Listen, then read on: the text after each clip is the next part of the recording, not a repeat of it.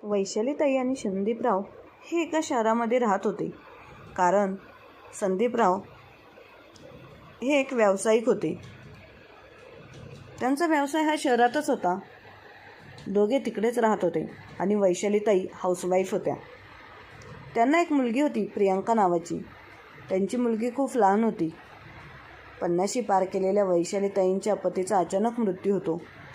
ही घटना वैशालीताईंसाठी आणि त्यांची मुलगी प्रियांकासाठी फारच धक्कादायक होती.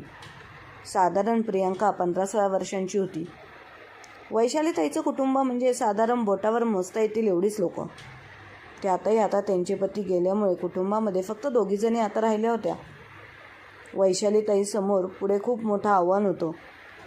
प्रियांकाचं शिक्षण, तिची जबाबदारी एकट्या वैशालीताईंवरतीच आली. बऱ्याच लोकांनी त्यांना दुसरे लग्न करण्याचा सल्ला दिला, परंतु त्यांचे नेहमी मत असायचं, माझ्या पतीने मला माझ्या मुलीच्या रूपात एक सुंदर भेट दिली आहे. तिचं पालनपोषणातच माझं उर्वरित आयुष्य घालवीन आणि त्यातच माझ्या आयुष्याची धन्यता मानेन, असे म्हणत त्यांनी ते प्रकर्षाने टाळले. वैशालीताई आपल्या पतीचा व्यवसाय बघून प्रियांकाचे शिक्षण, तिची पूर्ण जबाबदारी ते व्यवस्थित पार पाडत होत्या. तसं प्रियांका पण समजदार होती. तिला देखील समजत होतं. बघता बघता दिवस गेले, मुलगी मोठी झाली. प्रियांकाचं शिक्षण देखील पूर्ण झालं. आता प्रियांका आणि वैशालीताई दोघी मिळून व्यवसाय करू लागल्या. मुलगी पण व्यवसायात तरबेज झाल्याचे पाहून वैशालीताईंनी आपला सारा व्यवसाय, संपत्ती, जमीन जुमला सर्व काही मुलीच्या नावावर केले. प्रियांकाला सांगितलं, प्रियांका बाळा, तू आता मोठी झालेली आहेस आणि आता माझं वय झालं आहे, त्यामुळे माझी सगळी जबाबदारी आता मी तुझ्या खांद्यावरती देऊन टाकायला हरकत नाही. तू आता माझ्याच पावलावर पाऊल टाकत माझ्यापेक्षा खूप सरस व्यवसायामध्ये तरबेज झालेली आहे, त्यामुळे आता इथून पुढे सगळी व्यवसायाची जबाबदारी तुझी. वैशालीताई आता त्यांच्या हातातील जबाबदारी हळूहळू कमी करू लागल्या आणि स्वतःच्या आयुष्याला थोडा टाईम देऊ लागल्या. कधी त्या मैत्रिणींच्या ऑफिसमध्ये तर कधी मुलीच्या ऑफिसमध्ये, असं तिथे आपला वेळ घालवू लागल्या. थोड्या दिवसातच मुलीचे लग्न झाले आणि जावई चांगला भेटला. पण त्यांना मुलगा नसल्यामुळे आणि मुलाला आईवडील नसल्यामुळे त्यांनी त्याला घरजावई करून घेतले. आता तर वैशालीताई अजूनच अगदी निश्चित झाल्या.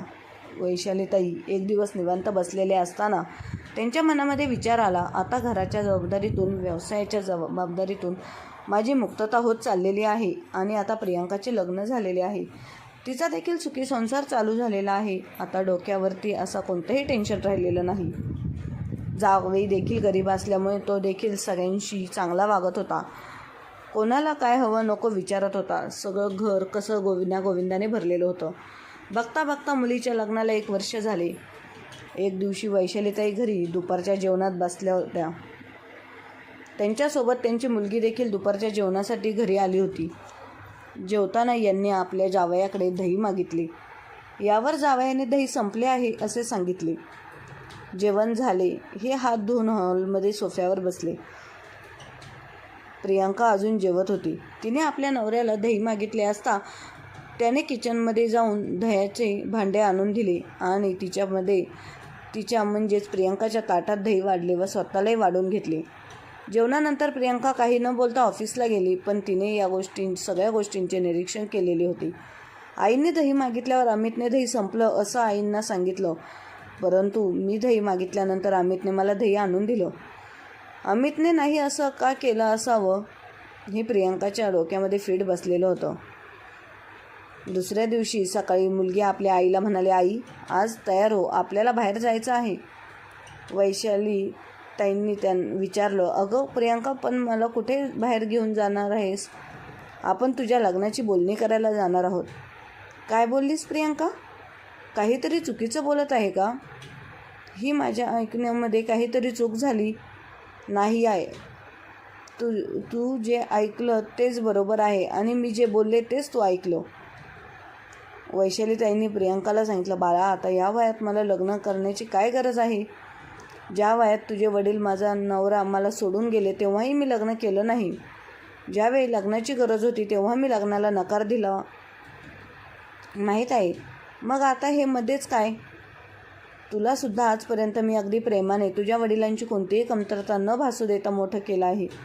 अर्थातच तुलाही आता दुसऱ्या वडिलांची गरज नाही. आणि आता तुझं देखील लग्न झालेलं आहे आणि माझं देखील वय वाढत चाललेलं आहे. मग या वयात मला दुसऱ्या लवंड्याची काय गरज? तू आणि अमित आहे ना मला सांभाळायला, मग काय हट्ट करत आहेस? यावर प्रियंका म्हणाली, आई मला तुझं लग्न करायचं आहे. ते तुला दही आणून देणारे आहेत त्यांच्यासोबत. आईला देखील प्रश्न पडला, प्रियंका असं का बोलत आहे? काल तू अमितकडे दही मागितलं पण त्याने दिलं नाही आणि प्रियंकाला दिलं आणि अमितने पण ते खाल्लं. या गोष्टीचं वाईट वाटलं असेल का प्रियंकाला? काय झालं नक्की? काय आहे डोक्यामध्ये प्रियंकाच्या? वैशालीताईंना देखील समजत नव्हतं. उद्या काढू आपण, वैशालीताईंनी प्रियंकाला सांगितलं. मला या वयामध्ये नवऱ्याची तसली गरज नाही आणि तू कसल्याही वाईट वाटून घेऊ नकोस. मी माझ्या आयुष्यामध्ये आनंदी आहे. आता तुम्ही दोघे सुखी असले म्हणजे मला अजून काय पाहिजे? कशाला? परंतु प्रियंकाला मनामध्ये खूप वाईट वाटत होते. अमित जावई असून सुद्धा त्याने आईला दही दिलं नाही. त्यांनी परक्याची भावना दाखवली. असं का वागले असतील माझ्या आईसोबत अमित? जी आई म्हणजे माझे सर्वस्व आहे, जिने माझ्यासाठी स्वतःच सगळं जीवन समर्पित केलं. तुमच्यासोबत अमित खूप चुकीचं वागला. प्रियंकाने आईला सांगितलं, आई काल जे झालं ते माझ्या लक्षामध्ये आलेलं आहे. त्यामुळे आता तू काही न बोलता माझं फक्त ऐकून घे. उद्यापासून मी आणि माझा नवरा आम्ही भाड्याच्या घरात राहायला जातोय आणि माझ्यासोबत मी उद्यापासून तुझी सारी मालमत्ता, तुझा सारा व्यवसाय तुझ्या नावावर करणार आहे आणि तुझ्या ऑफिसमध्ये एक सामान्य कामगाराप्रमाणे काम करणार आहे. हे असं झाल्याशिवाय एक वाटी द्यायची किंमत माझ्या नवऱ्याला अमितला समजणार नाही. त्याला देखील याचा प्रायचित्त मिळणार नाही. वैशाली मॅडम हे शब्द ऐकल्यानंतर वैशालीताईंना देखील वाईट वाटलं. परंतु प्रियंकाच्या निर्णयापुढे त्यांचा नाईलाज होता. प्रियंकाने अमितला सांगितलं, अमित चल आपण शिफ्ट होत आहोत इथून. मी आपल्यासाठी राहण्यासाठी एक भाड्याची खोली पाहिलेली आहे. तिकडे आपण राहायला जात आहोत.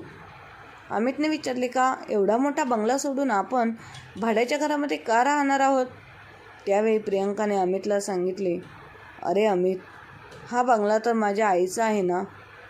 अमित म्हणाला, हो मग काय झालं? आई तर तुझीच आहे ना, मग तो बंगला तुझा देखील आहेच ना. होय अमित, आई माझीच आहे आणि हा बंगला देखील माझाच आहे. परंतु तो बंगला आईने कमावलेला आहे, मी नाही. आणि हो, तुझ्या माहितीसाठी सांगते, जी आईची कंपनी आहे ना ते देखील आणि इतर काही प्रॉपर्टी असेल ती सगळी प्रॉपर्टी मी आईच्या नावावर परत केलेली आहे. असं काय केलं प्रियंका तू? आणि तसे या म्हातारपणामध्ये आईला या सगळ्या प्रॉपर्टीची, संपत्तीची काय गरज? आई काही बोलली का तुला? नाही रे अमित, आई तर मला कधीच काही बोलत नाही. तिने तर तिचं आयुष्य माझ्यावरूनच ओवाळून टाकलं आहे. तरुण वयामध्ये बाबा आम्हाला सोडून गेले. लोकांनी तिला दुसरं लग्न करण्याचा विचार देखील करायला लावला, परंतु तिने माझ्यासाठी दुसरे लग्न देखील केले नाही. माझी आई म्हणजे मला देवासमान आहे, त्यामुळे ती कधीच मला कोणत्याच गोष्टीबद्दल काहीही बोलणार नाही. प्रियंका, हे सगळं ठीक आहे, परंतु असं झालं तरी काय? तू सगळी प्रॉपर्टी आईच्या नावावर करून दिलेली आहे आणि सरळ आपण भाड्याच्या रूममध्ये राहायला जात आहोत. त्यावेळी प्रियंकाने अमितला सांगितलं, अरे अमित, आता सध्या तर माझ्या आईचा हट्ट जरा जास्तच चालू झालेला आहे. तिला रोज रोज नवीन नवीन काय काय खायला लागत आहे. काल तर चक्क तिने तुझ्याकडे दही मागितलं. घरातील दही संपलेलं आहे याचा तिला देखील अंदाज नव्हता. काय करणार? काल तिने तुझ्याकडे दही मागितलं, तिची चूक झाली. आणि त्यानंतर मी जेवायला बसल्यावर मी तुझ्याकडे दही मागितलं, परंतु माझ्यासाठी घरामध्ये दही होतं आणि तुझ्यासाठी देखील होतं, फक्त आईसाठीच दही घरातलं संपलेलं होतं. मी अंदाज लावला, त्याच गोष्टींमध्ये कुठेतरी चुकते वाटत म्हणून मी विचारपूर्वक निर्णय घेतलेला आहे की आईची सगळी प्रॉपर्टी तिच्याच नावावर करून आपण एका भाड्याच्या रूममध्ये राहू आणि तिच्याच कंपनीमध्ये नोकरी करू. मी थोडाफार कमवेल आणि तूही थोडेफार कमव, म्हणजे आपला संसार सुखाचा होईल. प्रियंकाचं बोलणं ऐकल्यानंतर अमितच्या डोळ्यामध्ये प्रकाश पडला. मी काल जे काही वागलो आईसोबत ते सगळं आईने प्रियंकाला सांगितलं वाटतं. अमितच्या मनामध्ये काय चालले हे प्रियंका ओळखून लगेच बोलली, अमित, त्यातील एकही शब्द मला आईने सांगितलेला नाही. मी तर माझ्या उघड्या डोळ्यांनी पाहिलेलं आहे सगळं, त्यामुळे तू विचार करू नकोस. कोणताही. हे सगळं बोलणं प्रियंकाचं ऐकल्यानंतर अमितची चूक त्याच्या लक्षामध्ये आली आणि त्याने धावत पळत जाऊन आईची माफी मागितली. सॉरी, चुकलो मी आई, माफ करा मला.